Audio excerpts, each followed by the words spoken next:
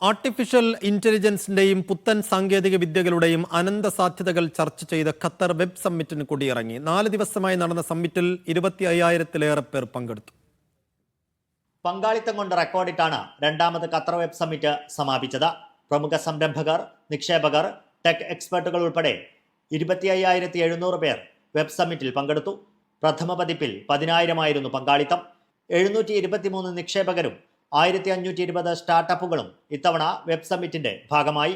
ഇതിൽ 47% വനിതകളുടേതായിരുന്നു. വെബ് സമ്മിറ്റിന് മുന്നോടിയായി Qatar financial centre പ്രഖ്യാപിച്ച പ്രോത്സാഹന പദ്ധതികളും ഫലം കണ്ടു. ഖത്തറിൽ ഓഫീസുകൾ തുറക്കാൻ 1634 കമ്പനികൾ രജിസ്റ്റർ ചെയ്തു. സമ്മിറ്റിൽ 156 കമ്പനികൾക്ക് ലൈസൻസ് അനുവദിച്ചു. സന്ദർശക പങ്കാളിത്തത്തിൽ ഇത്തവണ 72% വർധന. Media 1 Doha.